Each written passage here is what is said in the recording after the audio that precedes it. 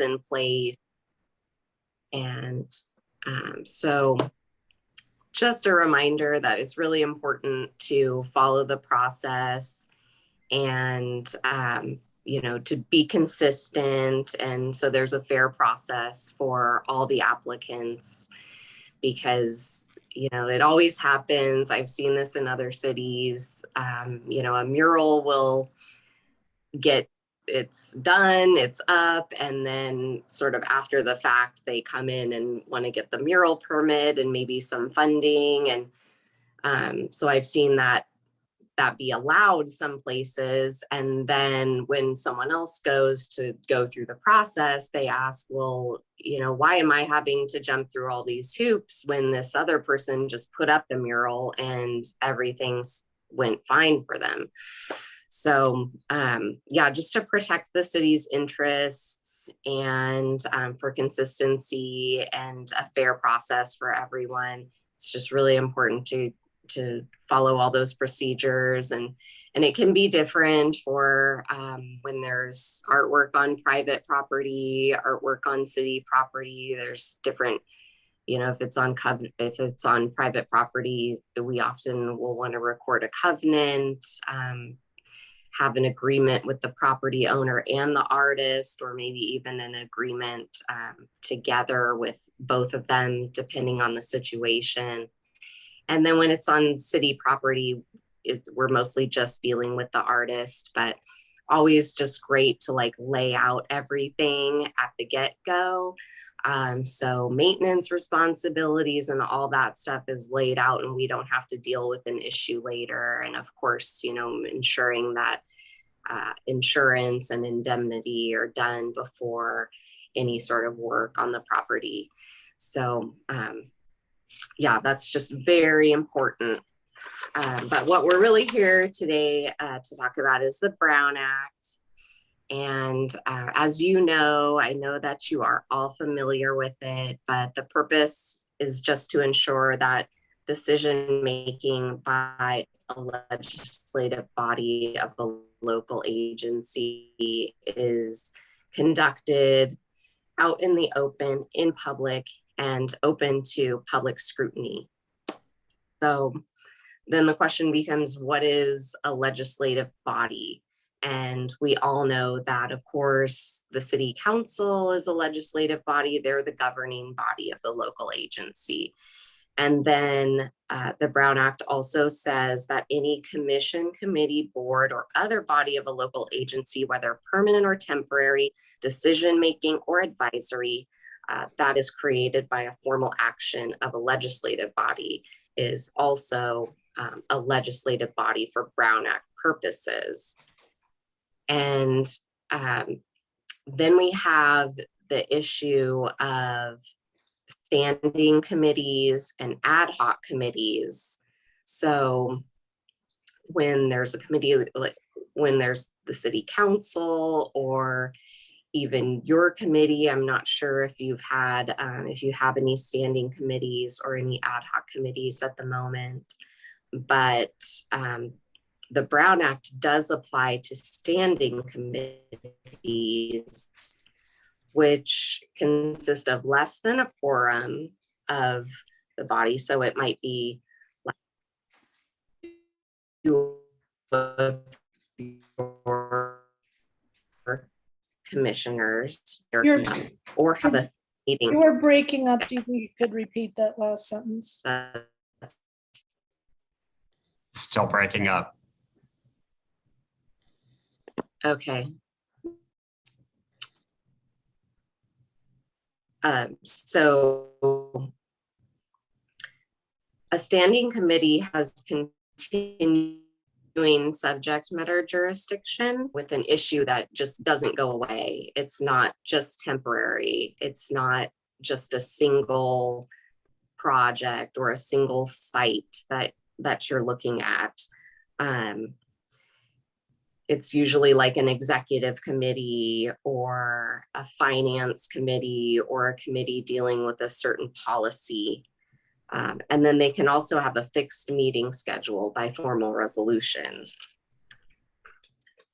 But then We also have ad hoc committees, which the Brown Act does not apply to. They're similar in that they also would have less than a quorum, but they don't have continuing subject matter jurisdiction or a fixed meeting schedule. It usually only serves like a limited purpose. It's not perpetual. And these ad hoc committees are dissolved once the task at hand is completed. So for an art commission, I think maybe an ad hoc committee might be set up to assess a particular site for artwork placement or something like that along those lines. And then, you know, now that we know that these types of groups are subject to the Brown Act, we have to look more deeply at what is actually a meeting, because there's quite a few exceptions to what a meeting is. In ordinary terms, the Brown Act says that a meeting is just a gathering of the majority of the members to hear or discuss any item of city business or potential city business. And like I said, there's many exceptions. So just to go over some of those exceptions, there's the individual contact exception. That occurs when there's just one person reaching out to a member of a legislative body. It can also be, it can be a person from the public, it can be a staff person, it can be two people that are serving on the same commission. So while that is an exception to a meeting, we'll talk later about serial meetings, which can sometimes occur when, you know, maybe two commissioners are talking to each other about an issue and they maybe intend for it to just be between them, but sometimes one of the commissioners might make a comment later to another commissioner, and then at that point you start having the risk of creating a serial meeting, which could happen unintentionally. So just to avoid that, we advise, you know, just don't discuss the city business with other commissioners outside of the public meeting. Another exception is the seminar conference exception. So if you all are at a conference, it's not considered a meeting because you're not doing city business, you're there to learn. A community meeting, that could be like a Chamber of Commerce luncheon. That's also an exception. So even if you're all there, you know, you're participating in the purpose of the community meeting and not conducting city business.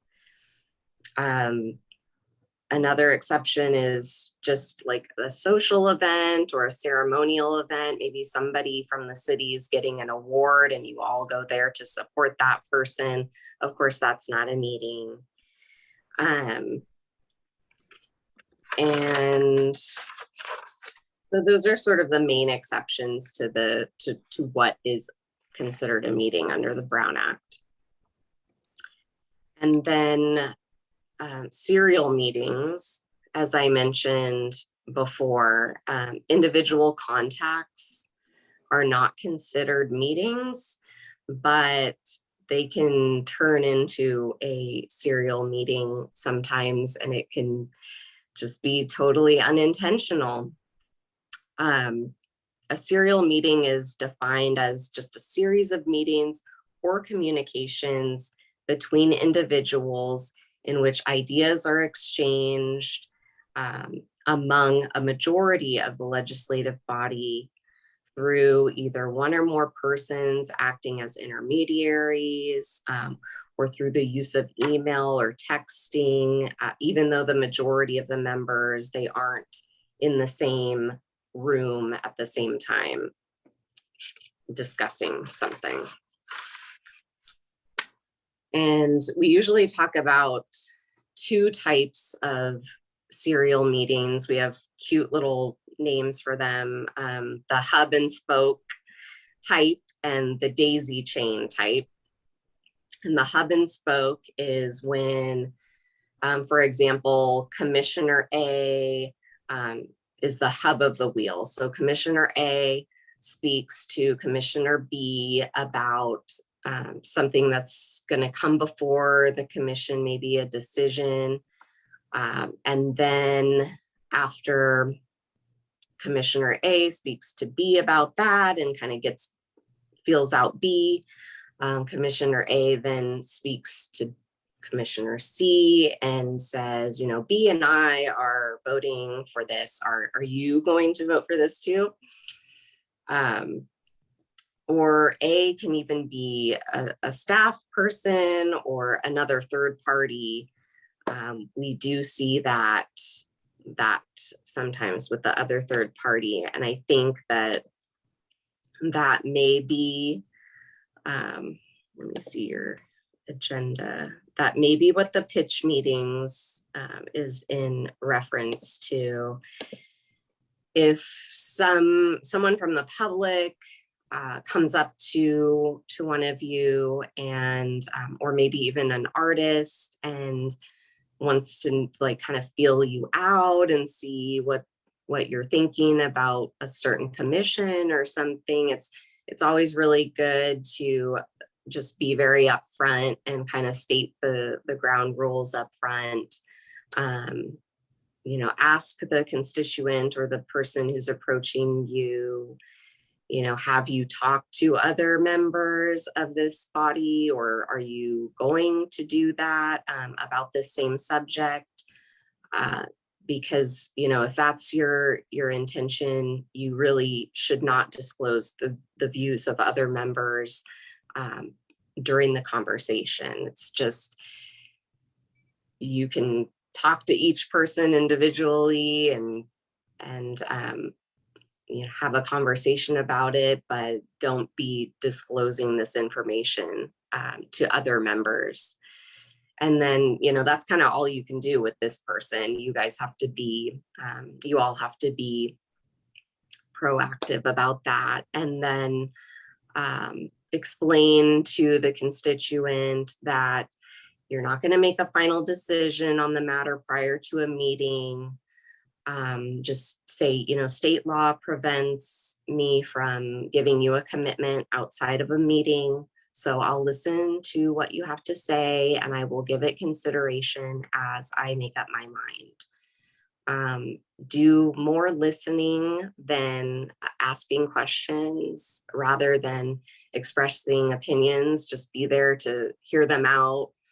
But try not to express opinions. If you happen to disclose your thoughts about a matter, just, you know, tell the constituent, just do not share my thoughts that I gave to you about this with other members of the legislative body. And so other than the hub and spoke, there's also the daisy chain. And so that's when Commissioner A calls Commissioner B and talks about the issue. And then Commissioner B calls Commissioner C and talks about the issue. And then they're all, you know, they have that chain link that like you're playing telephone until a majority of the body has reached a collective decision on a matter. So both of those two things, those are ways that serial meetings can occur. And then the last topic that I was going to touch on is closed sessions. The legislative body can meet privately with its advisors on specifically enumerated topics in the Brown Act. So there's like a list of items that can be discussed in closed session. And so that's like pending litigation or real estate negotiations, Personnel evaluations are in there. Closed sessions, they can't be used for anything that's beyond the scope of these specifically listed items in the Brown Act. So like if there's a controversial or political item, there's no ability to discuss that in closed session. That has to be disclosed in open session. So the city council has closed sessions quite often, as I'm sure you know, and sometimes we see them in the planning commission meetings, like a potential litigation if the planning commission, if they make some decision regarding a CUP that gets challenged or something like that, where they're the final decision maker. And then they get sued by the applicant. So a closed session for an arts commission, I think, would be pretty rare unless the commission members are named in the complaint. If there's let's say city council makes a decision on an art piece or project that came before the Arts Commission, and then that decision by the city council gets challenged and there's some litigation regarding that, of course they can have their closed session because they're the ones that made the decision that are on the hook. They're named in the complaint. But the art commission wouldn't be able to have a closed session to talk about that litigation. There would just be a informational item where the art commission could be updated on the status of any litigation after it's been filed. If there's a motion coming up or something happened in the case or it's finalized, of course, just public information regarding that. So that is those are all the topics that Jeff Ballinger wanted me to touch on this evening. So I hope that was helpful. If there's any questions, I can try to answer them, or there's so much gray area. And also differences of opinions, like some city attorneys have different interpretations of the serial meetings and everything. So if I can't answer something, I will talk to the city attorney and we can provide an answer at a later time. I think oh, go ahead. Go ahead, Garrett. Well, and Jill, thank you. That was very informational. Our commission is slightly different than a lot of other commissions in that we're not only approving work that comes in front of us, either donated or another, like the police mural that comes up, we had to get involved and approve, but we're also creating work as well. And we're creating opportunities and we're creating different initiatives that is that part of that brainstorming, site inspection, all of that process before it even comes to a vote, before it's even finalized. Is that guided by the Brown Act where we can't communicate with each other outside of a meeting? So if you're talking about like, your goals for, I want to see more of this type of art in the city, that kind of thing. That's something that you could talk about. Just if it's something general, right, like that. Just kind of like your vision, or it's just, your opinion on what the city needs or that kind of thing. Something super general like that would not be considered a meeting. It's more focused on actual items that are coming before you for consideration. That was my assumption as well, because, you know, we rightly or wrongly, I don't think we were intentionally, on occasion, a couple members have discussions on what about doing something like this? We don't have a budget. We don't have a specific timing or color or material or artist or anything. We're just looking to, hey, maybe we need more flags around the city, or maybe we need, you know, it's an initiative, not a specific project. So thank you. That helps me. And then another question is, and I completely understand the idea of number of people involved and discussion points about that. And I believe we have one of our local media journalists on here, Mark Talkington. And on occasion, you know, the media gets involved, the media will talk about a certain thing, and then it's in the public open, it's in the public forum that, you know, like there was something with a Filipino mural that they wanted to do, that the people who wanted the mural had a meeting with then Mayor Christy Holstage. It was then, you know, came before our commission. It was then covered in the media. So there's a lot of entry points already in something like that. Yeah. I mean, things that you're talking about in a meeting, it's open and public, right? So the press can then report on that. And, you know, that's all well and good, but it just, when it comes down to, you know, if city council is going to make a decision on that, they're taking in everything that they see from your commission, from the press, and people are definitely going to approach them and be like, oh, did you see that article? What do you think about that?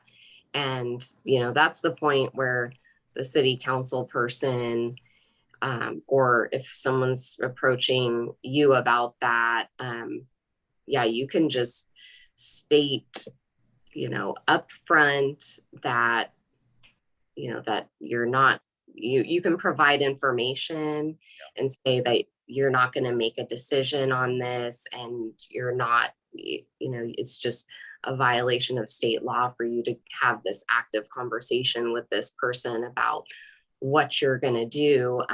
You just don't feel comfortable, all of that, but ask them questions, get their ideas on it. Are they are they opposed to it? Do they like it?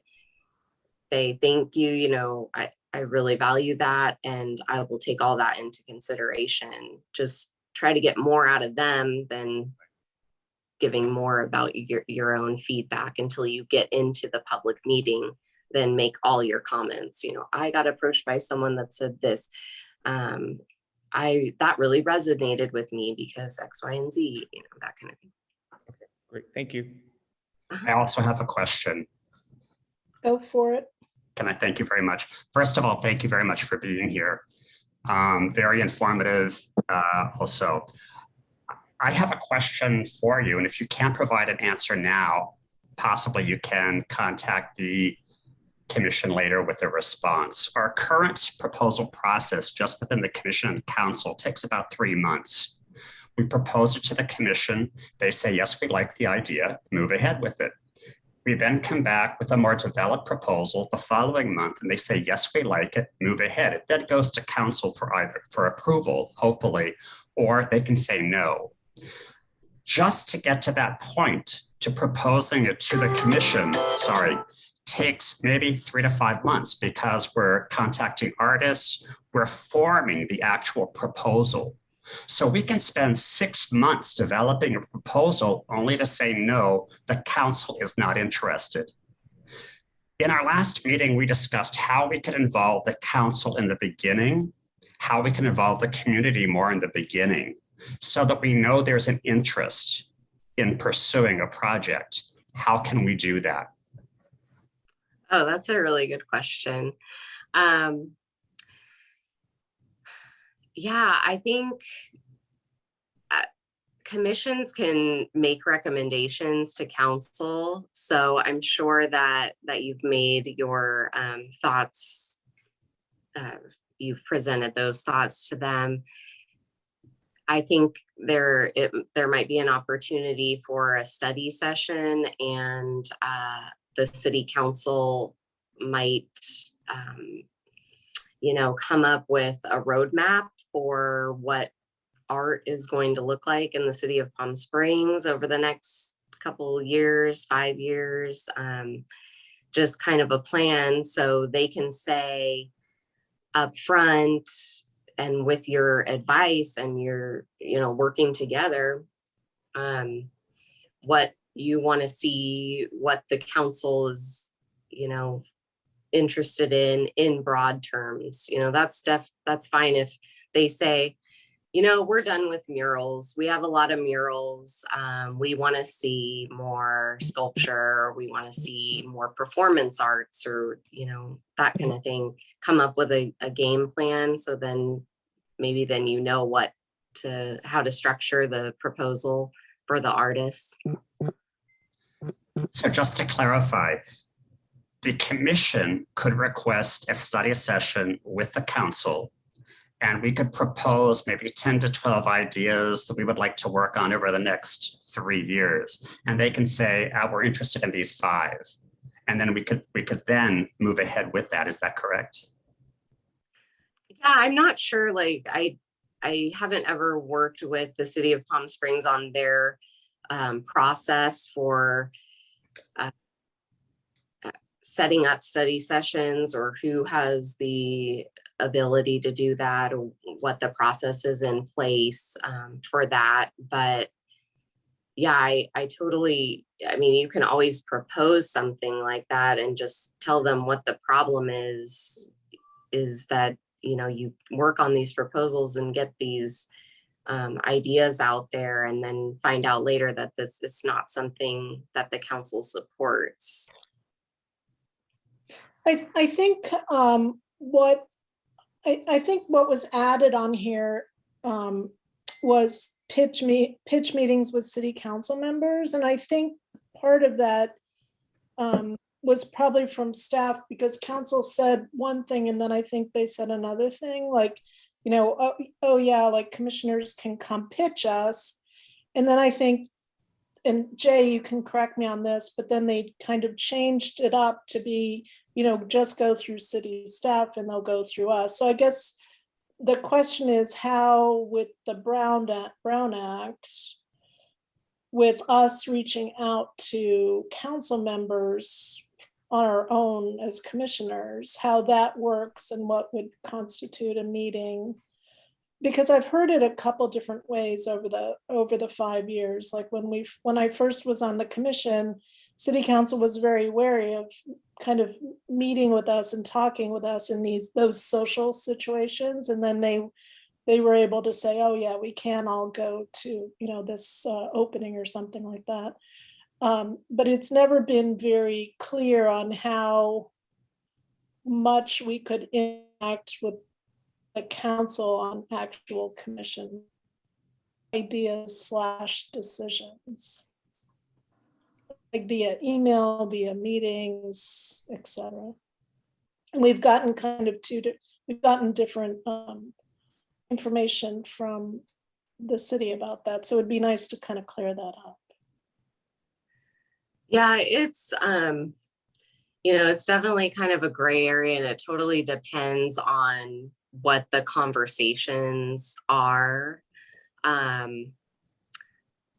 But if a commission member is approaching a city council member and just making a statement about, we want to see this type of thing, or this is an idea that we have, that is, that's something that probably won't be a major issue, as long as you're not speaking to all of them, getting information from them and dispersing it to all the other ones. That would certainly create a serial meeting. But if it's just like informational purposes, then you will probably fall outside of that serial meeting designation.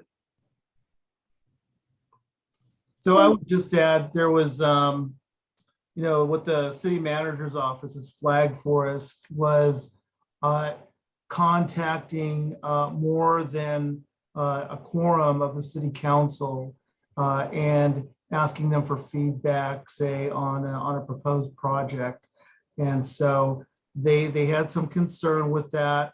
And I think as Gary and Matthew have explained, we are trying to work through a better process. And, you know, some of that feedback from the council could be really helpful in the planning and moving forward. But, you know, a couple problems with that might be, you know, Jill, you mentioned a study session with the council. That's a noticed, agendized meeting and discussion. So, you know, that's pretty clear that that would be fine. It would be a joint meeting, I suppose, if all the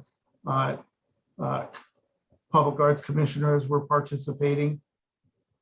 So on the city council side, having them render their opinions and thoughts about a particular project outside of a meeting. The city manager's office thought, no, you know, we need to be more careful about that. And so that's kind of where we're at with trying to get a little more information on what direction the city council wants from the Public Arts Commission, but, you know, obviously without violating any Brown Act rules. Right. Yeah, I think if it's just kind of a general idea that, you know, oh, this would be a great idea if we did like an RFP for like an art walk or something like that. That's just sort of like an idea that you're just sharing with another person that is a council member. If you're talking about something that's coming before them for approval, that's a whole different thing.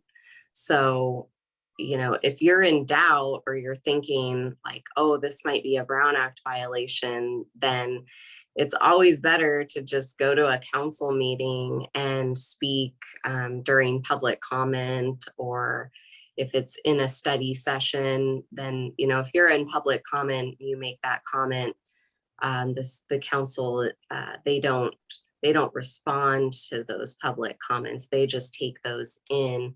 But if it's something more like a study session that's open to everyone, there's like some more collaboration. You can actually have discussions.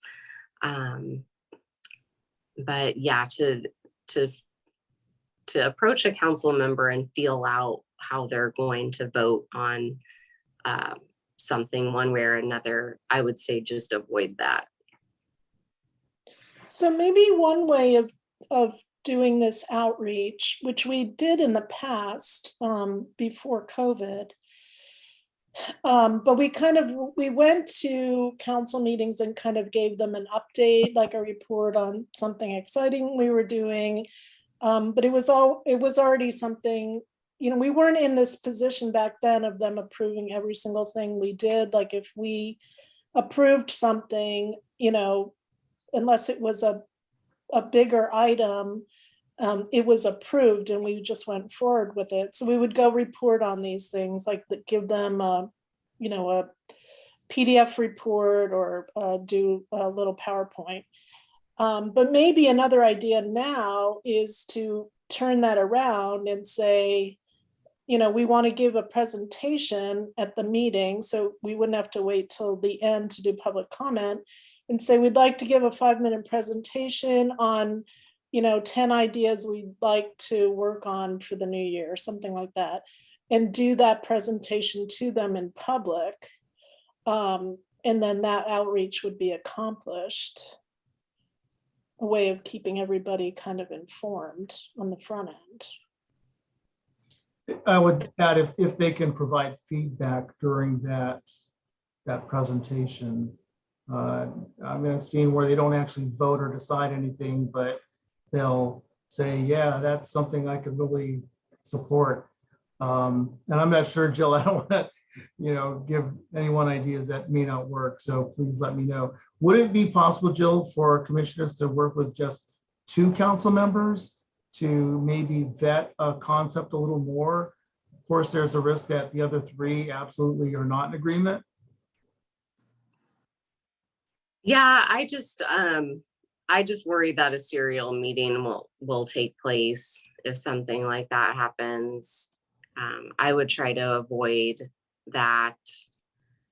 I like the idea of making a presentation to council and kind of getting feedback there. I think that's a good approach. I'm just afraid if certain commission members start talking to council members about specific things that, maybe there could be other communications that it gets to be a majority decision. And Can I add something there to were this? just With- such a presentation. Sorry, Matthew. That's all right. Would that be a joint meeting, or would it have to be less than a quorum of the Public Arts Commission participating? Do you mean the study session?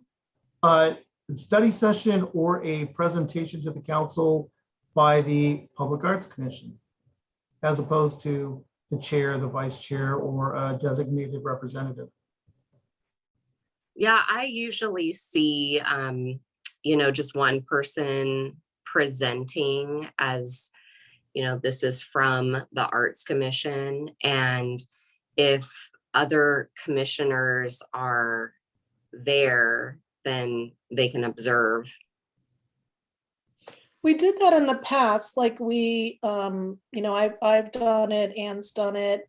And then a lot of times a bunch of commissioners went, although mostly it was just Dan and I.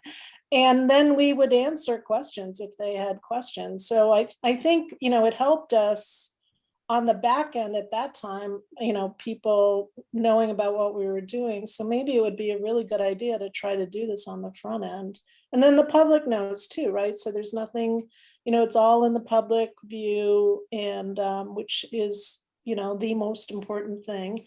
And then the commission would have more of a roadmap. Can I also add something? Because I think with what's being discussed, I think it's important that we present our ideas. I think it's important that we hear their response to our ideas, but I think it's also important that we hear what council may envision, what they may want or foresee, as far as art goes, because they may have different ideas than we present. So I think that's one thing that also too would be part of the discussion. I would actually like more information on creating a study session with the commission and the council, if that's possible in the future. And you don't need to get back with us now, but if you could get back with us later on and how we could go about doing that. Okay, yeah. Well, I can address that because we're starting to do study sessions. We didn't have study sessions until about 2 months ago. But for the time being, the study sessions are completely focused on the budget for next year. So it probably won't be until next year, after the August break, that we'd have an opportunity to get in front of the council for a study session regarding public arts. That works. That would be really great, Jay, if that could happen. I think to have everybody kind of on the same script would be wonderful. It would save a lot of time and energy and a lot of volunteer hours, and would be really efficient. Does anyone else have any more questions?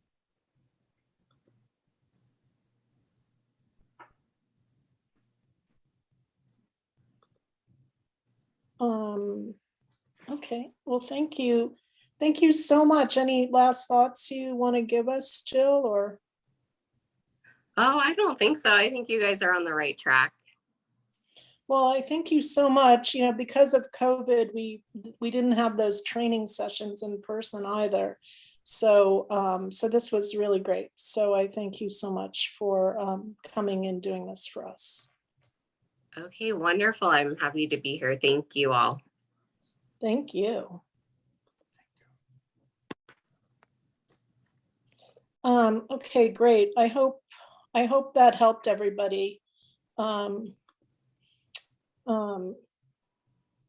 especially, not meeting in person and everything, I think it's hard to always remember all of these Brown Act rules, and we always want to do everything for the public, so they know what we're doing. Can I So- interject something also? And this is to Jay, because I think we didn't vote on this, but I like the idea of having something after August, maybe September, October. We also have elections coming up in July, so the commission may change. Could we make a decision as to how we can, if we want to proceed with that? Because I think it's a good idea to start now instead of waiting till September. And that's the creation of a study session. Right, because there's a lot of proposed projects right now, not to delay them, but it would be good to have that opportunity for that discussion. I believe when we talk about future meetings, we can plan for that.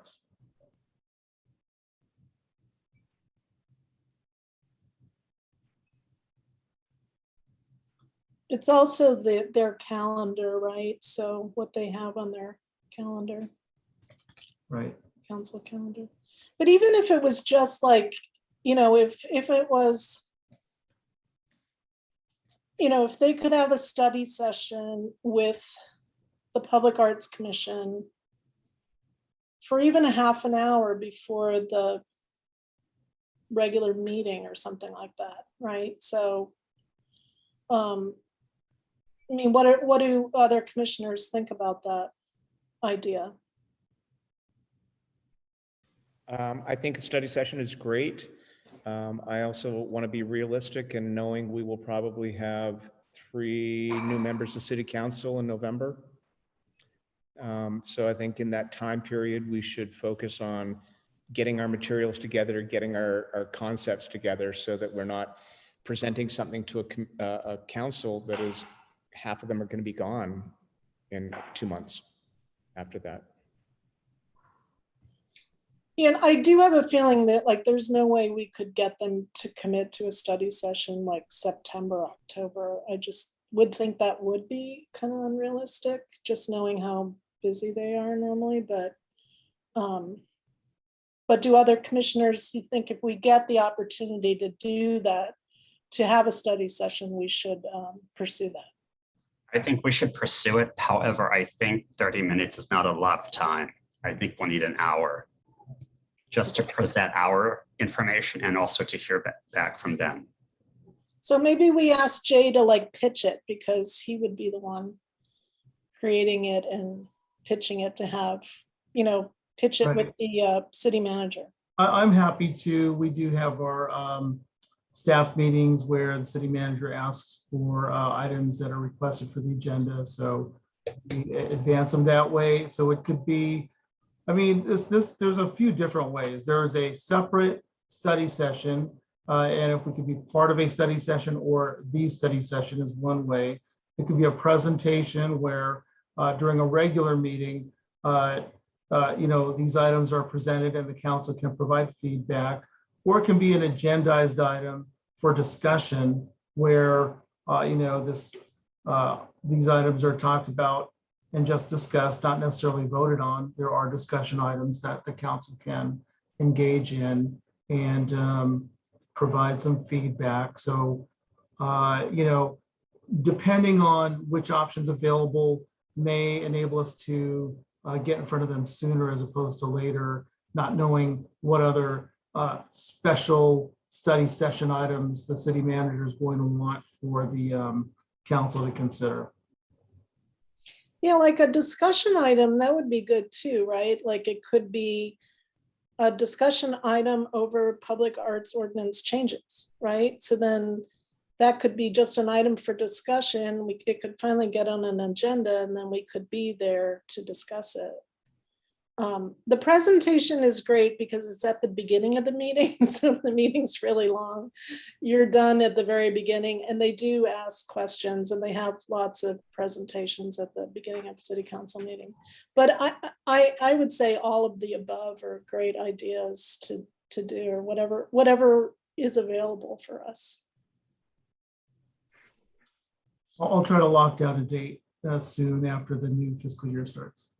Thank you, Jay. Thank you, Jay. So any other comments on that from anybody? Okay, great. So thank you so much. Hopefully that was helpful. And I thought it would be a good way to kind of jumpstart the next season as well. So we're moving on to item G. So remarks from the chair. So I sent out this letter to everybody and I'm just going to read it quickly. So thank you to the commission, Jay Verada, Cindy Karen, city staff, city council members of the Palm Springs community for 5 years of inspiring work with the Palm Springs Public Arts Commission. I've been proud to represent the public arts and community through my work on the commission and am always humbled by the impact the arts has on a community. Our work over the past 5 years spans the exciting to the mundane workings of a public art commission. Our commissioners have shown such dedication to their position and to the importance of public arts. I'm so proud of the projects I was able to shepherd through the commission, including our 30th anniversary celebration of public arts, which included public outreach events throughout that year. Coming up with the idea for the Felt Eye View and being able to have it commissioned by a local artist and incorporate programming around that piece for the year and through programming at the museum. 30 by 30 ideas for public art juried show.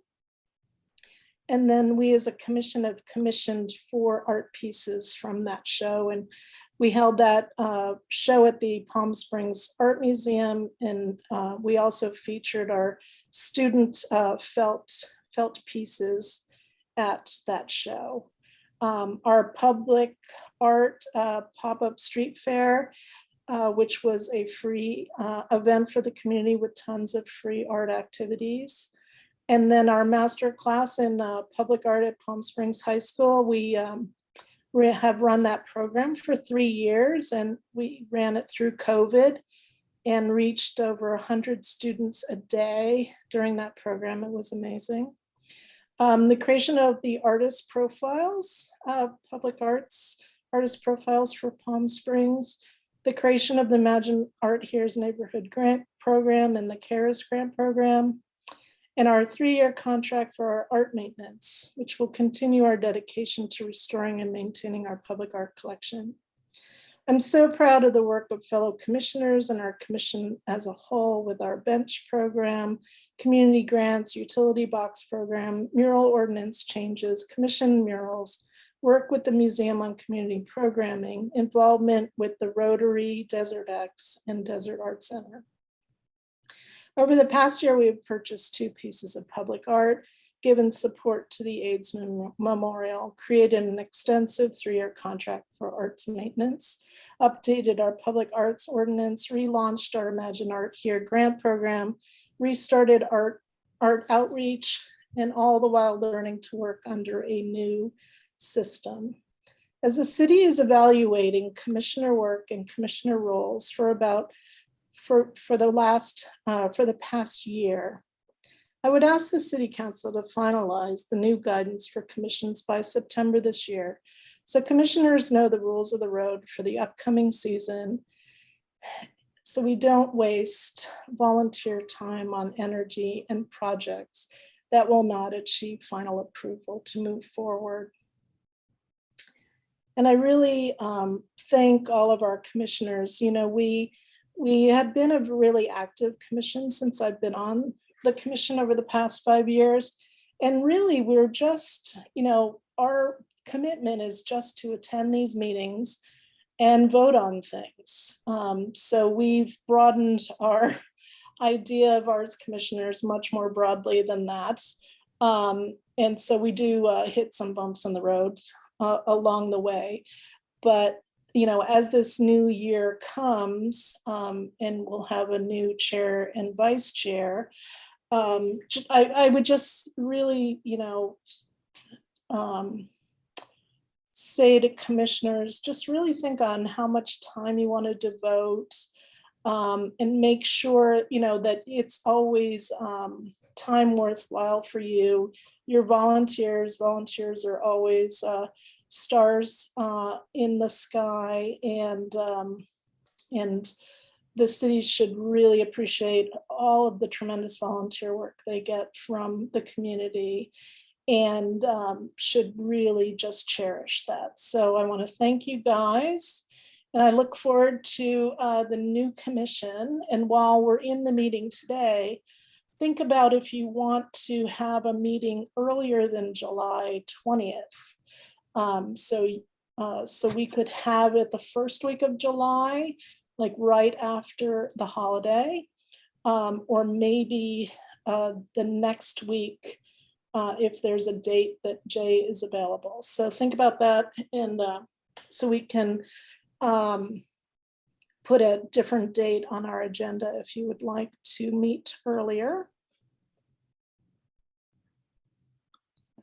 And let's see, we are now on item H. So thank you guys. I really appreciate this year and look forward to seeing what will happen in the years to come. So item H is consider a request for funding in the amount of $65,000 in public art funds for preparation and installation costs of the AIDS Memorial Sculpture in the downtown park. And Philip's here and Dan are here. So does someone want to kind of present your idea to us? Dan or Philip? Sure, I can start out. Thank you for having us, and thank you for your support in the past year for the AIDS Memorial Sculpture. The process that we're going through right now is we're working on raising just under $600,000 to make this happen. And one piece of the puzzle, of course, is that we're giving this as a gift to the city, and the city is going to put in the downtown park. So one of the pieces of that, of course, is the site preparation and the installation that the city has provided in the past for pieces of art. So that's basically the way in which we're approaching this request from the Arts Commission to support that, so that we can then move on to the City Council for them to confirm that that makes sense to them as well. So I believe that you have a an outline of the numbers that are incorporated into that request. Is that correct? Yes, we do. Okay, very good. I also Yeah. I just wanted to say, being the artist for the project, I think that when we had this project approved, I think the only person present was Russell. And me. And you, Tracy, thank you. And so I just wanted to kind of briefly say that, that the memorial sculpture will be a 9-foot diameter limestone piece. It will be a singular piece of stone. So it's a pretty massive undertaking. And from an installation and engineering standpoint, I'll say for me, is a bit of a first. I'm used to dealing with steel and fiberglass and aluminum and some of these other things. And so dealing with stone is an entirely different world, both in terms of weight and engineering. And so we've been working with a stone fabricator and supplier that's in Wisconsin called Cora Stone. That's amazing. Done all kinds of really incredible projects. QUARRA Stone, if you want to check them out. And so they've been advising us on what it entails to deal with a project of this scale in terms of installation and fabrication. So. Thank you, Philip. So I have, if Dan, are you going to kind of talk through this stuff, or I do have a couple questions. If you want me to just ask you a couple. Yeah, so if you have the information in front of you, go ahead and ask the questions. So the company that's installing it would come from New York, is that correct? Or oh no, or Neon Fab Studios. I don't know. I was just assuming they were coming from New York. So Neon. Oh yeah, the Fab, flight trip is from New York. sure. Neon Fab Studios is my project manager in the studio that works remotely on a number of projects for me. And so, okay. So Sean from Neon is sort of the project manager for my studio that's dealing directly with Cora. So it's going to be a little bit of both, right? I mean, there's obviously there'll be a local crane, but we do need to have the expertise of the guys that have actually fabricated the stone to be there and to oversee that whole process. So they'll be coming from Wisconsin. Okay. And then, so I have, my biggest question is actually the lighting. We can put it out to the rest of the commissioners to see how they feel. Lighting can be a pain for us because we don't have the staff to support it. And when the lights go out, everybody, normally wants to call the maintenance department. So we kind of have said over the year that any project, we wanted the city to take care of the lighting. So it wasn't our responsibility because we don't have like enough staffing to take care of lighting issues. Sure. So that is my only thing on here that I had a question on. But other people may have a different point of view. I can kind of speak to that just briefly, just given other projects I've worked on, and typically, if speaking as a light artist, where light is usually integral to the artwork, this case is a bit different. We're relying more on the sunlight and the uplighting. While it will be dramatic on the work, it isn't conceptually linked to the artwork itself. Thus, from a budget standpoint and responsibility standpoint, the lighting goes onto the side of the city. I mean, if it were a private developer, the private developer would be paying for the lighting themselves, and the funds would not come out of those delineated for the public art project. Now, given this site, I would argue you probably have a good argument to try to rope everything together under the purview of the park itself. The whole intent for our lighting is to use the same kind of fixture that they're using in the park that Rios has spec'd. So I would hope that there could be a discussion that would happen between you guys and probably Public Works that is maintaining the park, that the sculpture is just part of all of that, which I realize is maybe a little bit easier as opposed to a sculpture by itself somewhere in the city that sort of you guys are in charge of. Whereas this is located actually on the city's property under the downtown park. Yeah, like the maintenance of the piece would come under us as the actual piece of art. Yes. But we're trying to avoid any maintenance of like lighting, landscaping, any of that being on our back because we don't have the bandwidth for it. Landscaping is not part of this at all. The adjacent landscaping is just part of the park. So again, I feel like if there's, I'm not sure, Jay, you might know, how many lights are in that park? There's probably 100+ lights. So adding 4 more to a maintenance schedule for the city that's attending to the park, seems like that shouldn't be too much of a difficult discussion. Oh, no, I don't think, I don't think it would be. It just has to be delineated from the beginning. So Okay. that, yeah, so it's like in their path. Yep. of, I guess my only question has to do, Philip and I haven't actually talked about this, has to do with the actual installation of the lighting, not necessarily the maintenance of it. So as part of the whole concept, and it is to be lit up at night. And so there's going to be trenches and linking to, where the electricity is. So this is a discussion that. Yeah. Well, that brings, oh, sorry, that just to put this in your mind, that brings up something else. Any lighting in the past, we tried to get lighting into the pit for the murals that we have there, but we were not the lighting had to be bid out, and it just became an impossibility to do it.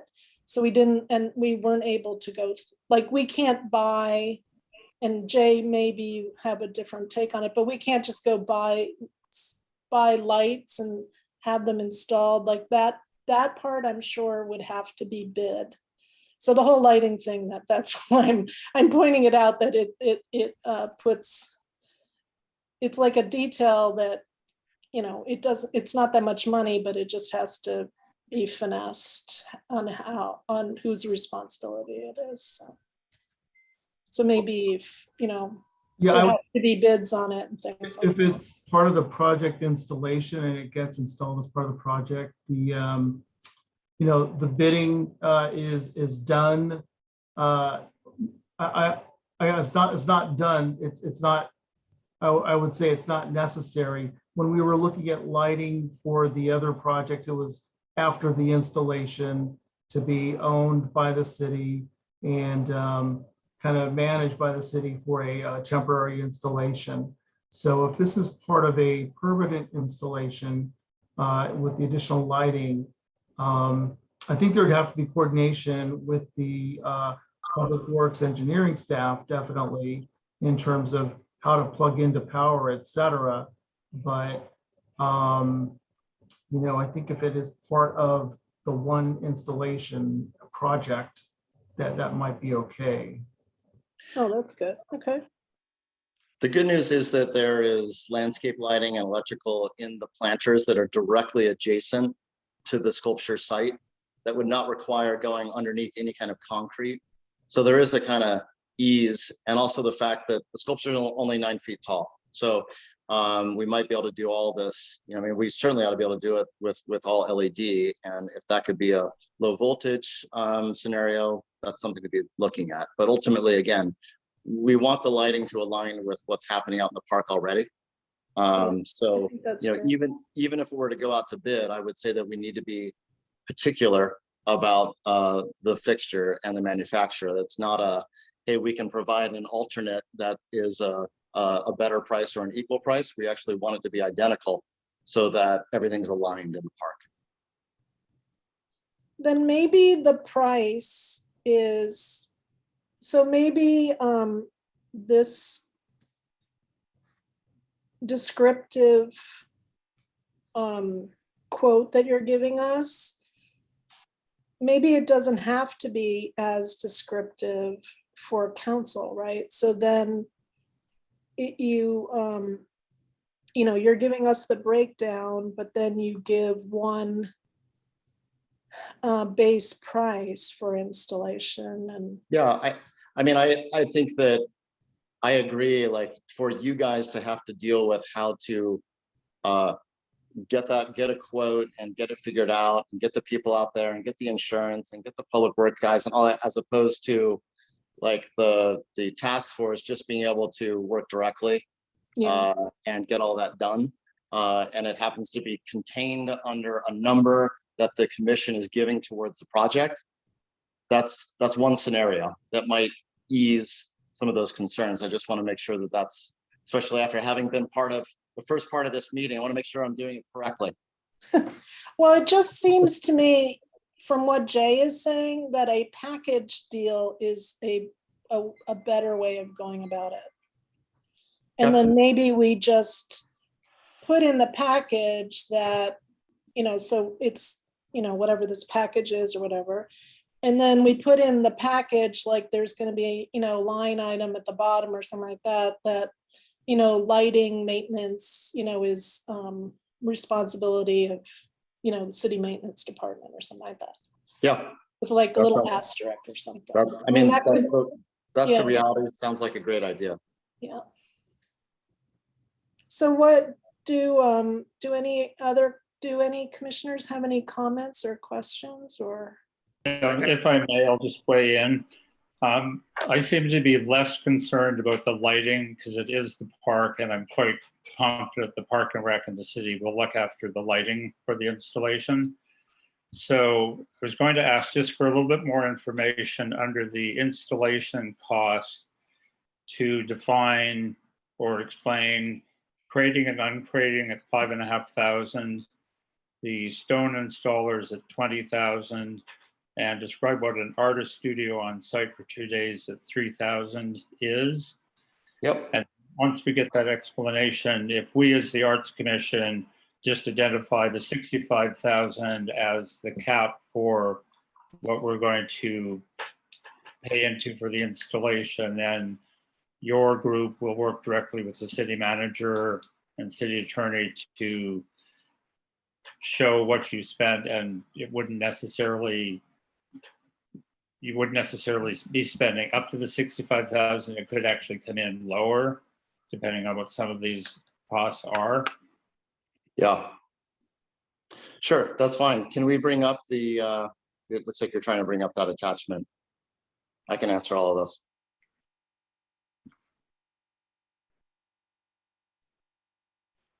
Can you bring up the? You cannot see what I'm trying to share? No, we just. No, it looked like you were on the cusp. Right. It was there a moment ago. All right, here we go. We're gonna try again.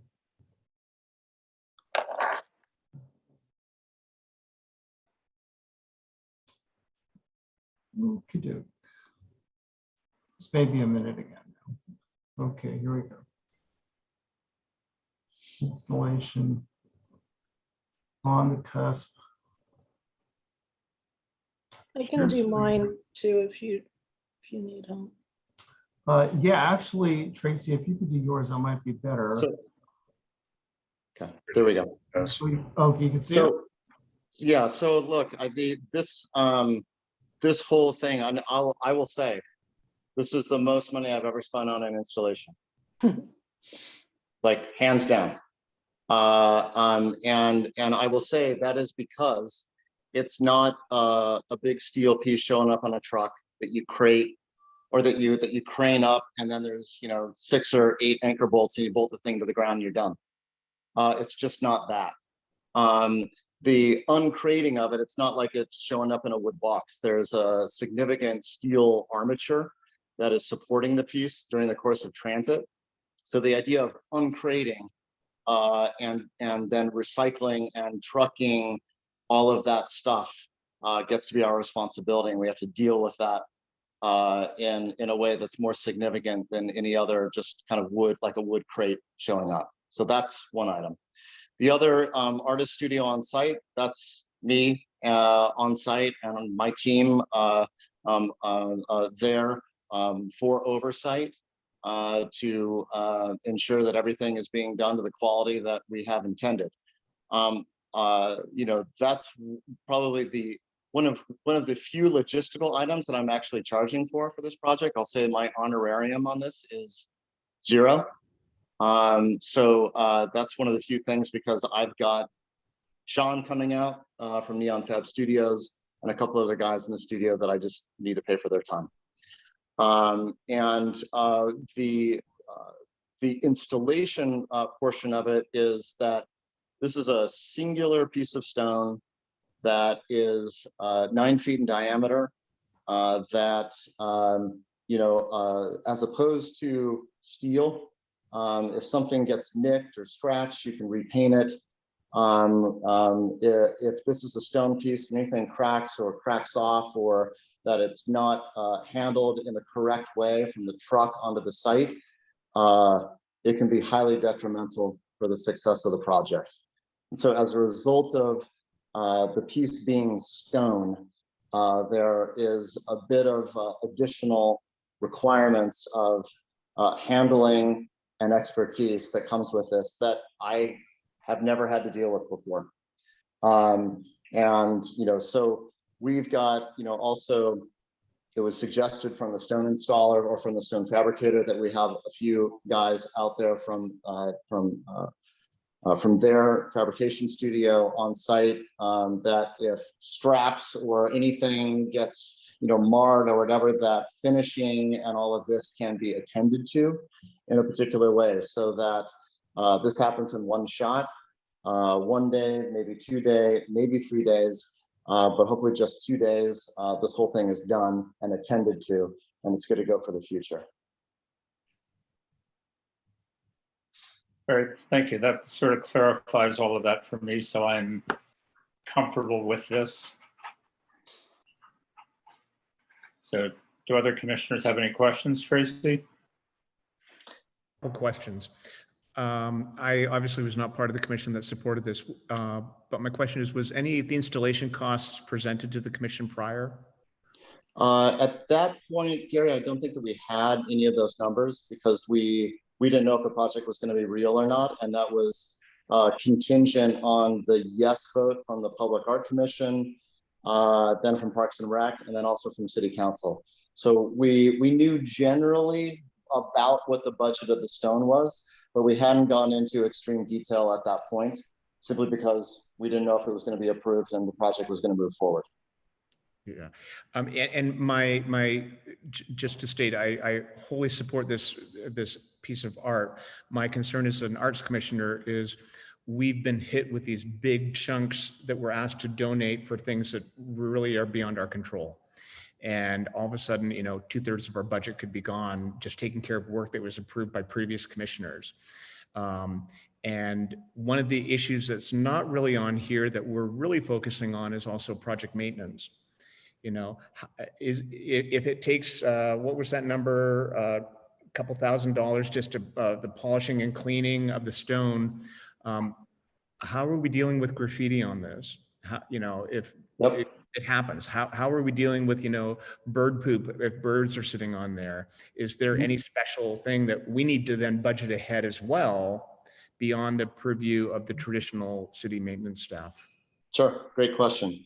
So we actually have, and I'm sorry I don't have the name of the product in front of me, but there is an anti-graffiti product that is specifically made for limestone.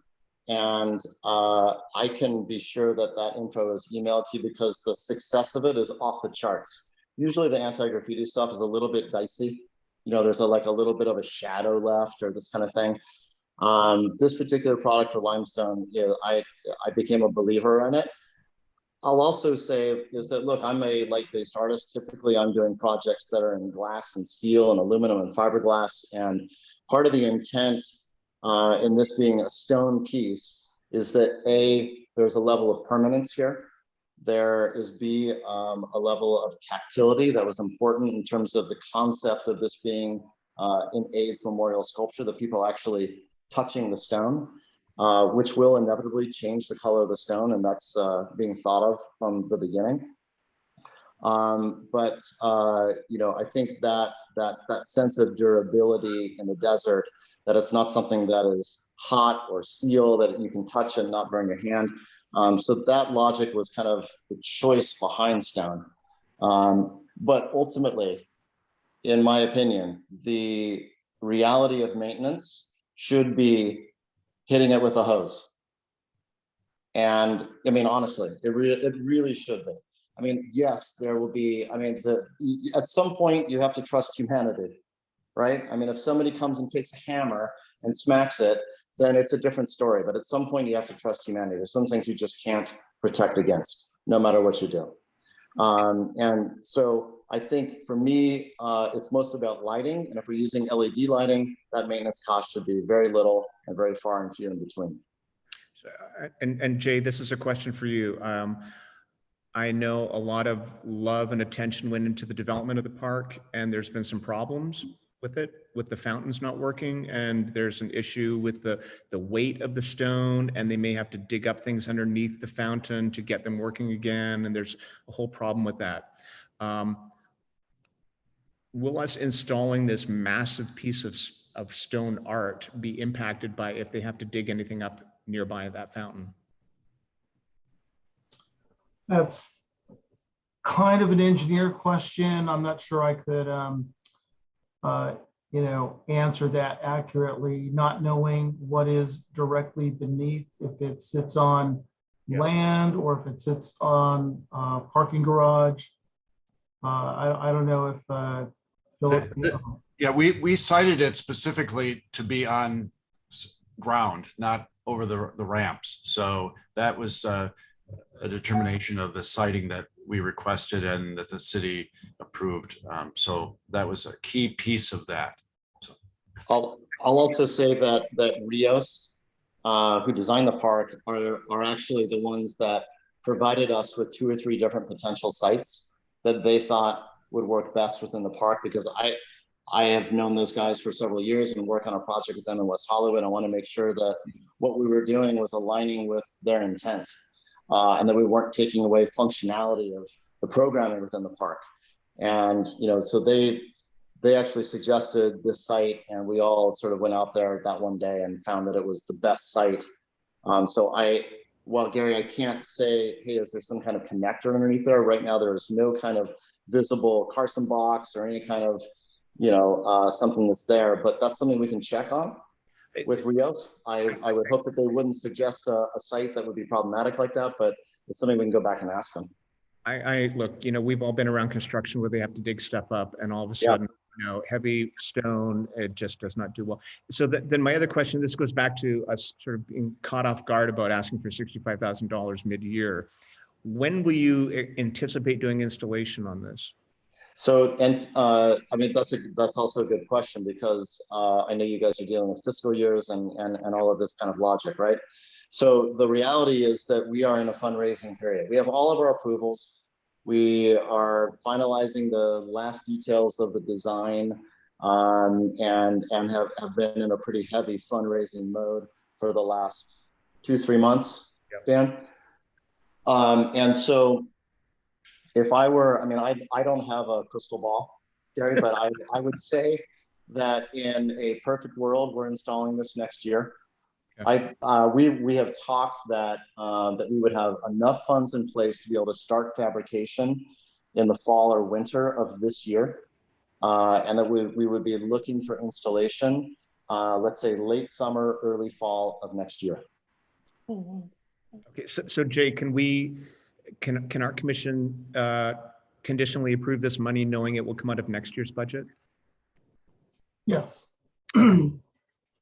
Yeah, and our budget kind of just rolls over year to year. So whatever we don't use just rolls into the next year. So yeah, I'm afraid we're going to use up our budget with some of these items ahead of us. Well, I would add, by the time this gets before the city council, we'll be in the next fiscal year. So I do have a question. And sorry to interrupt. This is limestone, correct? Yes. Yeah, and my understanding with limestone, it is extremely porous. So I actually have experience with graffiti, unfortunate experience with graffiti.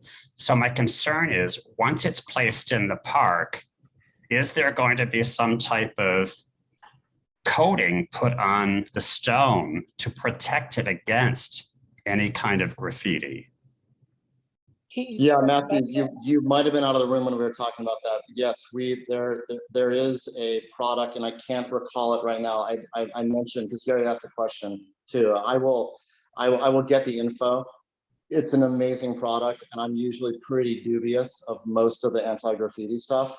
But my question is, will that be on the stone once it's placed, or will it be our responsibility to put it on the stone? It's not your responsibility, it's our responsibility, and it will be on the stone once everything is done and complete. Thank you.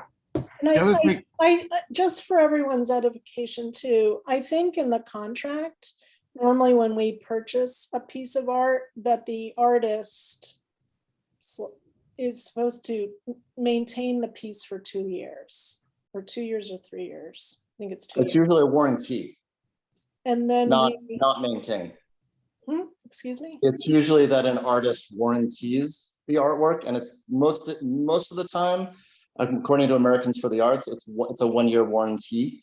So if anything goes wrong beyond normal wear and tear, that it's on the artist's dime to bring the artwork back up to the day it was installed.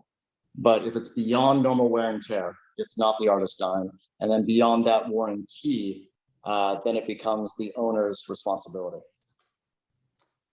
Yeah, so maybe, you sign these contracts all the time.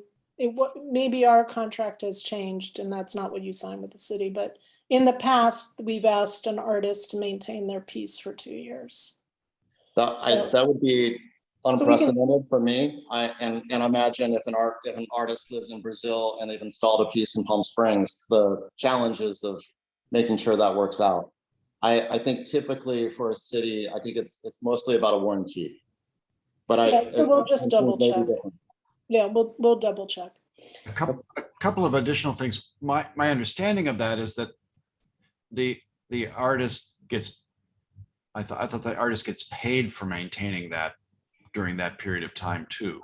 So if there's issues, but the other piece of this on limestone is that we have searched out an incredibly non-porous limestone in order to do the fine work of carving in it. We're really working on that. So having been up in Wisconsin where we have some good limestone, it's a little bit more solid than and less porous than other limestone that we see around. So. Yep. So does anyone else have any other questions or comments? If not, Madam Chair, I'd like to make a motion. Sure. I'd like to make a motion that we fund in the amount of $65,000 from the Public Arts Fund for preparation and installation costs for the AIDS Memorial sculpture in the downtown park created by Philip K. Smith. And I would like to second that motion with an addition, if you don't mind, that all lighting will be the responsibility of the city and not the Public Arts Commission. I know you think it won't be a problem, but it's been an issue with other projects. So we just need to make sure everybody's in the right lane from the beginning, especially now that we're going to have a new person in charge of city maintenance because we lost our wonderful Stacy. So is that okay? Addition to your motion, Russell? Yes. Okay, so any more comments from commissioners on the motion? If not, then Jay, could you call the roll? Could we have a, oh, you seconded, okay. Yes. I would. Commissioner Wozniak, Yes. Commissioner Armstrong, Yes.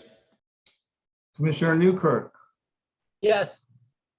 Commissioner Favreau, Yes. Vice Chair Pritchard, Yes. Chair Merrigan. Yes. Okay. Unanimously carried. Thank you so much, Dan and Philip. I Thank can't you wait to all see very the, much for your support. Oh, you're Yeah, this is welcome. awesome, guys. Thank you so much. I know that it was a different posse that approved this thing back in the day, but you guys are now facilitating it. And I'm personally really honored to be part of this, and thank you for your support. Thank you so much. It's what we saw was beautiful, so I can't wait to see it in person. Thank you all so much. Thank you. Thank you. Good night, guys. Good night. Okay, thank you, everybody. So we are now, it's 7 o'clock And we are at only at item 2. So you guys can give feedback since people want meetings to be short. If you want to continue things or if you want to keep going. Can I make a suggestion to that point? Sure. I would like to consider that we do a continuance of item number 2, because I think it's important to get a more current estimate from the artist on what the actual funding amount would be for this mural to be recreated in tile. Because it's been something that's been talked about for a couple of years, and everything in the world has increased in price. So I don't think we should discuss it until we have a current budget. So, so does anyone, so how do we do that, Jay? Can we just change the agenda now? Do you want to continue any other items? It sounds like a call to table this particular item. Yeah, just table it so that perhaps we could appoint one commissioner to reach out to the artists and get some current numbers. I would have the city do it just so they, you know, as the city said, they want things to happen at the meetings, and I would rather have the city reach out. So it's in their realm, they have the paperwork, they know the questions to ask. And it could be Jay or Cindy, because they, you know, they just have stuff we've like forwarded to them, right? And it should come from them, really. Oh, very good. So then can we table it based on information to come from the city? Sure. Do we have to vote on that? Please. So can I have, so I will second that if we need a second. So can you call a roll then, Jay? Yes. Commissioner Lesniak, Yes. Commissioner Armstrong, Yes. Commissioner Newkirk, Yes. Commissioner Favreau, No. Vice Chair Pritchard, Yes. Chair Merrigan. Yes. Okay, that is 6-1. Motion approved. Okay, so item number 3 was like a quick addition. Jay has, Jay can talk to it really, actually. And then we kind of have to come to a decision on how we want to, well, let me just give you a little bit of info. So this joint meeting next week, they've asked us to give kind of a what we've done and what we want to do. And Jay is going to ask us how we want to present this material, so we can just give kind of a report. We could give a PowerPoint.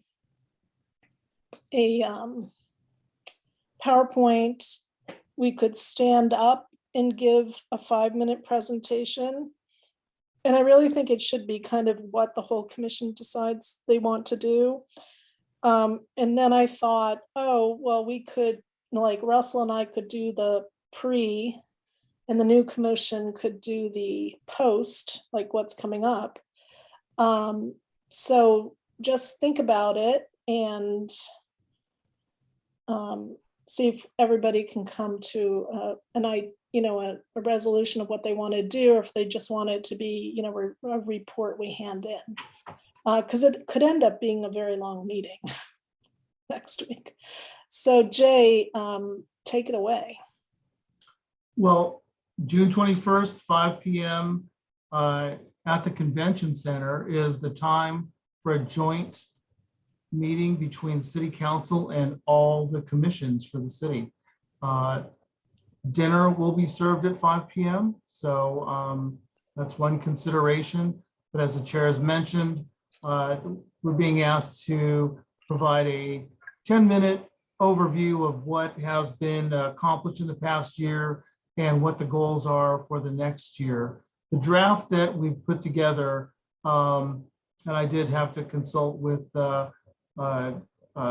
vice chair and chair on this.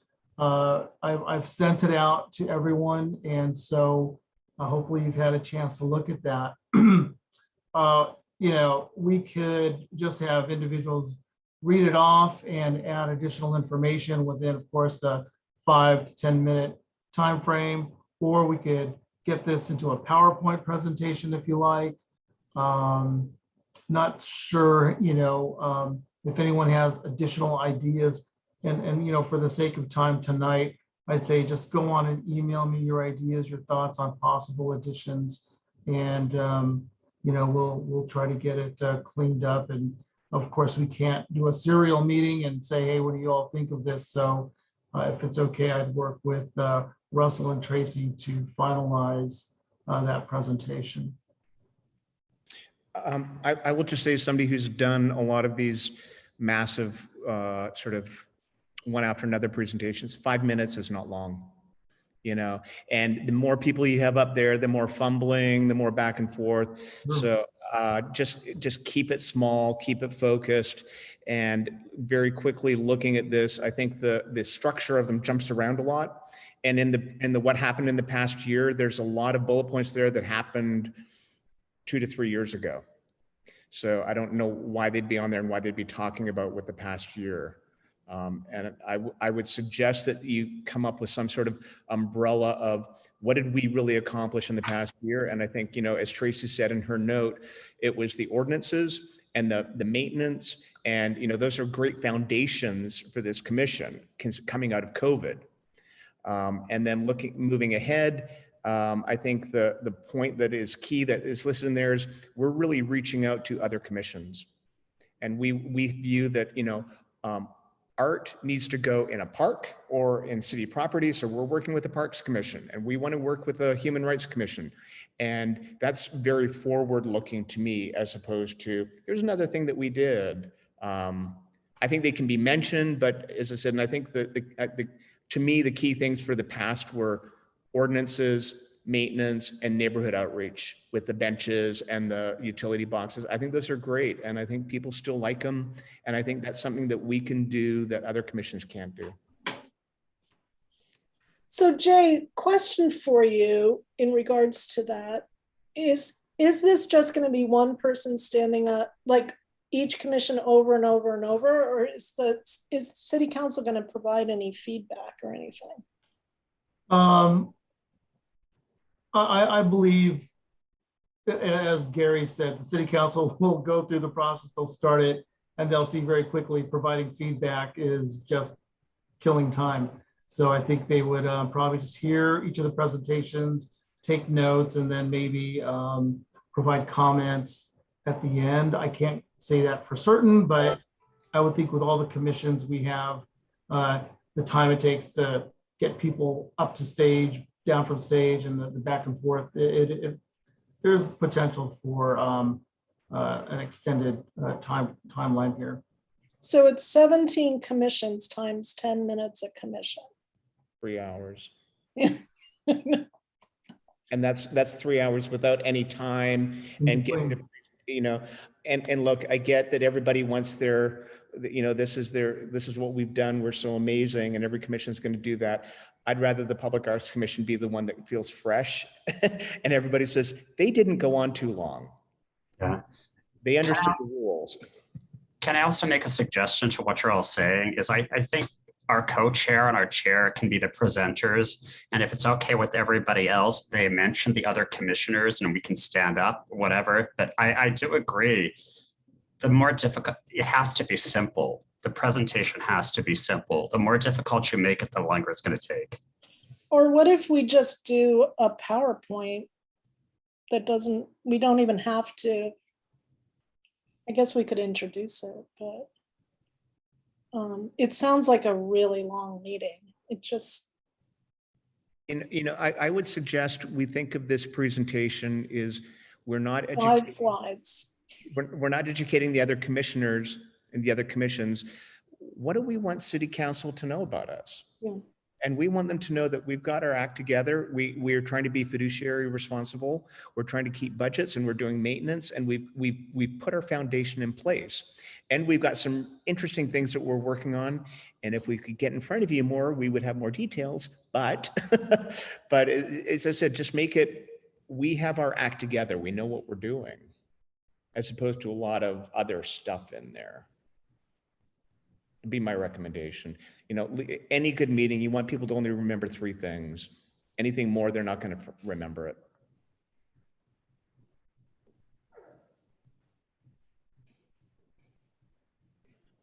So any other comments from you guys? Is everybody going next week? Oh, Gary, sorry, go ahead. Jay, are we supposed to sit together as a commission? No. I No? don't believe so. No, I don't think so. I think it's, you know, you're in the audience. They usually just set up the chairs. Yeah, I haven't heard that, Gary. It may be a good thing to do just in case they want to recognize or call on the commission for questions. So you're close enough together to huddle. It is noticed as a joint meeting. So I think it's going to be up to you. I just haven't seen any plans or heard of any plans. They may have signs up for each of the commissions. I would hope so, but. Is it going to be like rounds, you know, with weed at the rounds and then the thing starts, or it's going to be like set up like an audience? I don't know the setup. I'm sorry. See, we haven't done this in years. This is how they used to do the Brown Act thing. But because of COVID, and maybe before that even, they stopped doing it. So they would do this yearly, but it was a breakfast with the Brown Act. So any other feedback from anybody? Again, I would just say 5 minutes is not a long time. Yeah, it's 10 minutes, which seems really long, you know, in a 5 way, minutes right? if you're doing a recap of what you've done in the past year and then presenting new concepts, that's 5 minutes for each. Yeah, yeah.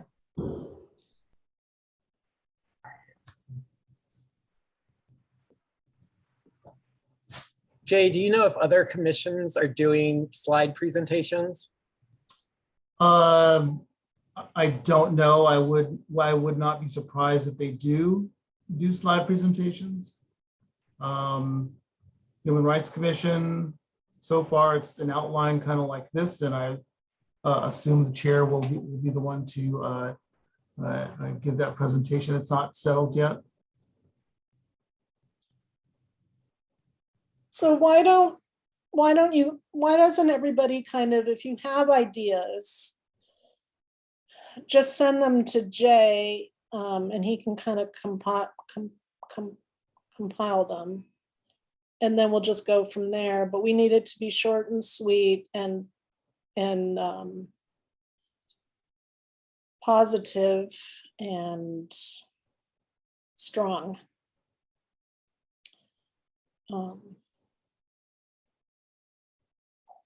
And then do we know, could we be first?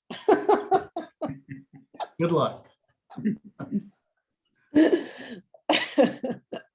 Well, if they do it alphabetically for the Arts Commission, Yeah, I'll remind them of that.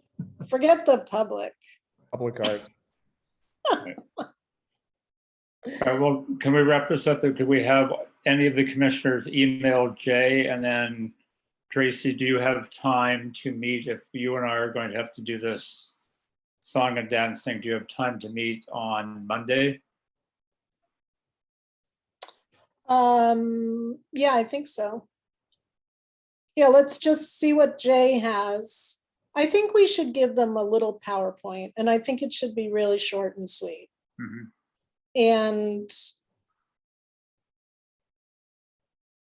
And maybe it's 10 pages with one thing on each page. One sentence, like really, so everybody gets it, right? I mean, what do you think, Gary?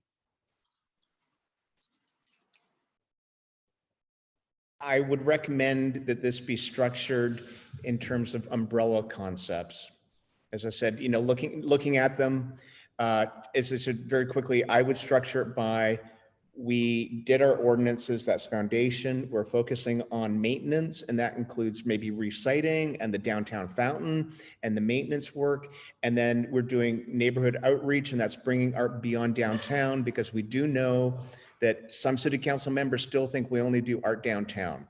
That's a really solid foundation right there. It's 3 quick points, and each one can have multiple descriptors within that 3 point. And that's the main thing we've accomplished this year, because the grant program, which was popsicles or even, other things, they were part of neighborhood outreach. And I think that's a solid 5 minutes right there. So it's not like 10 points. It's think in terms of 3 umbrella concepts. What did we accomplish? And then you get multiple points within each concept. All right, so if everybody who wants to add some content or add some ideas, if you could email Jay tomorrow, and then if you could also email Jay and say, hey, I'm not sending anything, which is fine too. And then we can we'll be able to look through that and put it together. And then we could probably have something to send out to people before, well, that meeting's Tuesday, right? Also, I would suggest find out when it needs to be done for PowerPoint. Somebody's got to input that and design it, unless we're supposed to supply it. And need to put images in there. We're public art, needs to look good. Yeah, I mean, I could put the PowerPoint together. That's not a problem. Okay. And I have, I'll look on the website and we can, yeah, that's not a problem to put the PowerPoint together. All right, cool. So let's do that. And then Russell, you and I will talk about it. Okay, cool. All right, so number 4, can we also table 5 and 6? Do you guys mind? Or how late do you want to go? I guess is the better question. I would certainly prefer that we table 5 and 6, as my max to get it for meeting is 2 hours and we only have 15 minutes left. How does anyone else feel about that? I support that. Yes. Okay, cool. All right, then let's do 4, because this would be great if we move forward with this. So take it away, Matthew. I'm suggesting that the I don't want to say older commissioners, but the senior commissioners already have ID tags. And I suggest that we purchase those ID tags. I spoke to Russell about it. He provided me with the copies of his and also a card. I know I believe he said he mentioned this to Jay, so Jay may have already been proceeding with that. Because we have nothing to ID us as being commission members when we're speaking to people. And I think that's important to have. Yeah, I agree with you. And I had asked about it a long time ago. And so I think it's great. So those are the 2 things there. Just moving forward here, I know I spoke with Cindy, and she had said, and there is a question here, she had said we still have money available from the Palm Springs picnic funding. However, and this is a question that I do have for the commission, my experience in previous organizations have been, if that money is not used, it's returned. I'm not sure that's how this commission functions or how that's this city functions. It is. But because the tent and everything, you had already said you were going to purchase, so I think. Yeah, but she can say if it has to be done a different way, but. And I do have a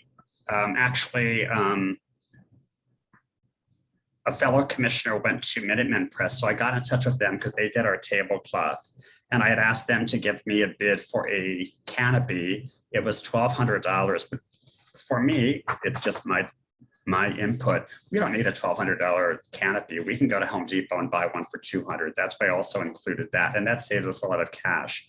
They also said we could have a banner made for about $78.25 with the same logo on that Barrett had made for the tablecloth. So that's that presentation. So does anyone have any questions? Just so you know, the badges and the business cards, Anne paid for those herself. She ordered them. But since we can't do that kind of stuff anymore. Yeah, actually, on the second round of business cards, I paid for my own. Oh, you did? Yeah. So, The and what was- badges were also something that Barrett and I discussed. And I think the badges you're talking about is Art Here, Imagine Art Here. Because moving forward, we have maybe Gay Pride that we could participate in when they have the booths up. We have the Thursday night event that's going to be happening again in the fall that we could also schedule a date for. So those are the things I'm thinking of in terms of preparing so we have the stuff. Oh, yeah, we definitely need it, and everybody should have a badge. And everybody should have a business card. I don't know if the city does that, but we had those nice little ones Anne had made for us. So I think it's great. So does anyone else have any questions or wants to do a motion? But should we come up with just a blank amount, like approve $3,500 for the printing of name tags, business cards, and assorted other promotional materials? Yeah, we can do that. That way we've got funds approved. How does that work, Jay? That works fine. Okay, does that work for you, Matthew? Absolutely. Okay, cool. So, Matthew, make a motion. I did have a quick question. Sorry. Matthew, so you're proposing just a blank canopy or tent. We had talked at one time about getting a custom. And the custom is that you guys have copies of the bids. The custom from Minutemen Press is $1,255.29. I would do the Home Depot and use a banner, because what if it rips and, falls, the frame flies away with the wind and it breaks. All those things which happen in the desert. Then you can just go to Home Depot and get a new one. Do we need these to be bidded out, Jay?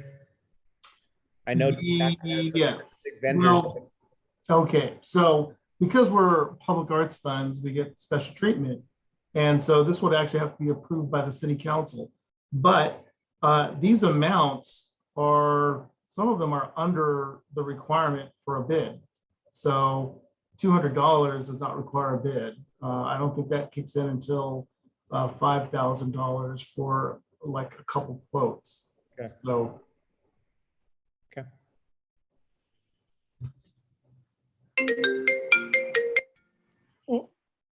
All right, so Matthew, you're gonna make a motion? So I make a motion that we, and if you could help me with this, move ahead to purchase canopies, badges, tags, cards, promotional materials at $3,500 for future needs of the commission. I'll second that motion. Awesome. So can we have a vote, Jay? Yes, Commissioner Armstrong, Yes. Commissioner Newkirk, Yes. Commissioner Lesniak, Yes. Vice Chair Pritchard, Yes. Chair Merrigan. Yes. Motion carries. Shonda got disconnected.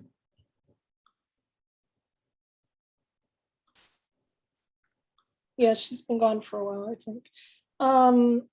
Okay, director's report, staff report.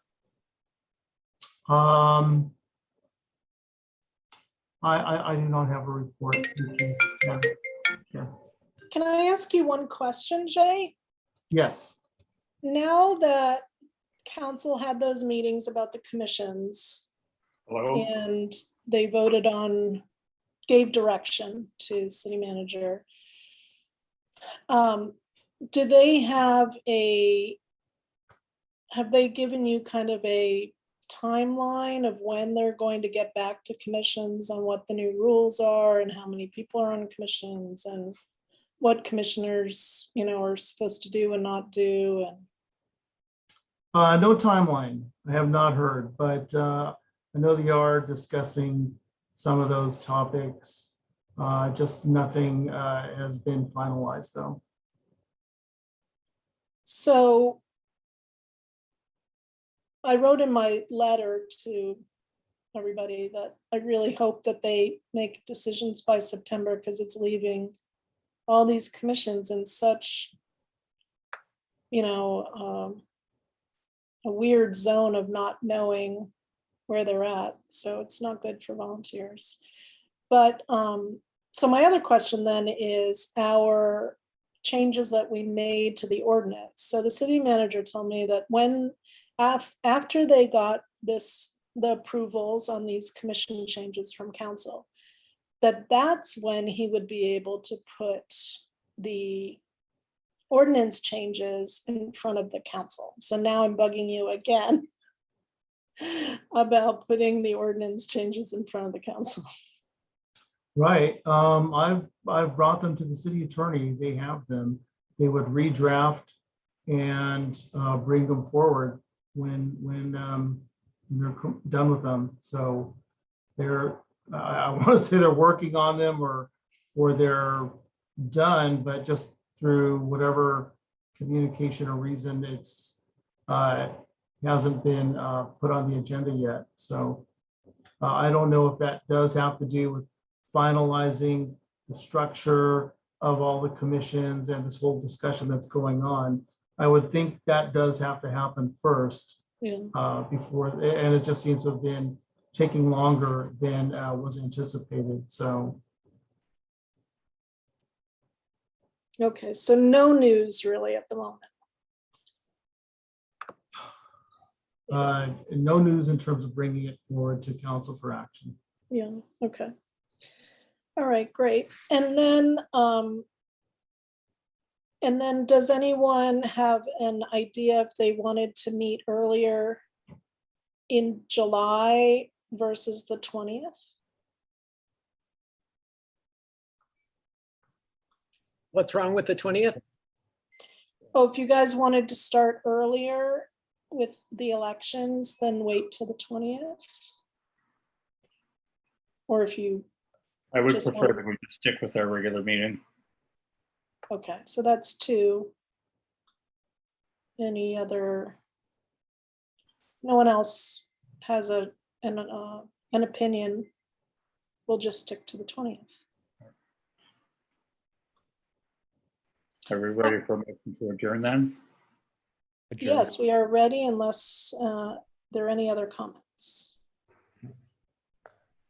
So, I would like to make a motion that we adjourn this Public Arts Commission meeting to our regular meeting on July 20th, 2022 at 5:30 via teleconference. and I will second that. All in favor? Aye. Aye. Thank you guys so much. This was such a great meeting. I wish we had been able to get through everything, but it was a really long agenda. So Thank you. we'll see you all in person next week. Jay, Bye. Jay, I have one question. Is Shonda done?